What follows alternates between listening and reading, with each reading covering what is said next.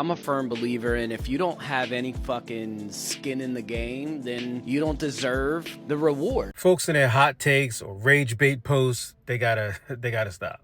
At least approach it by thinking about, like really thinking about what you're saying. Because as an old coworker used to say, we're not putting rockets into space. I'm gonna make it easy though. Let's switch this scenario around. Artists have been signed to labels forever. Should the artists not reap the rewards from all of the risk that the labels put up? All of the millions of dollars sometimes, giving you the advance, letting you buy your mama a house and buying new clothes, shooting videos, marketing, the whole nine. You took no risk as an artist. And let's take that scenario a step further. The labels would purchase basically the rights to the master, the sound recording from the producer, basically from both parties, really. But, and this is key, the labels, these record companies would pay the producers points on that master that they bought from the producer.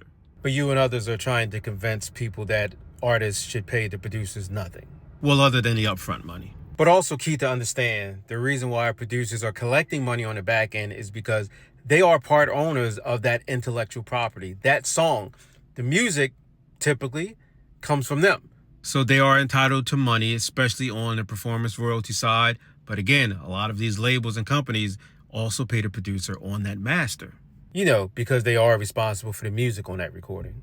But see, in the era of leases, this is a little easier to navigate. A lot of times these agreements that you enter into when you lease a beat from someone don't include master royalties. Some do, but not all of them do. But that's good for you, right? You pay $30, $50 or whatever for the rights to use that beat, and you don't have to worry about that on the back end. But either way, you're not paying a lot of money up front. This isn't 10, 15, 20 years or so or more ago where you couldn't sniff a beat for $100. You couldn't sniff a beat sometimes from some people for $1,000 or $2,000. So that we're sitting complaining about a producer getting a cut of streaming royalties is just interesting to me. And then actually one part that I wasn't originally going to talk about, but I am now, is that what does the artist get? Why would anybody want to be an artist?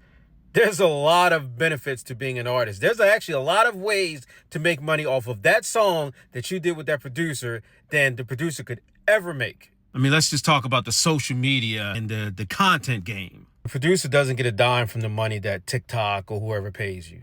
They don't get any money from the shows. They don't get any money from you flipping that song into a part in a movie or TV show. You don't break them off for that. So complaining about the person who basically provided the bed for you to do your thing on, they're getting any money on the back end is just, come on, let's really think about this.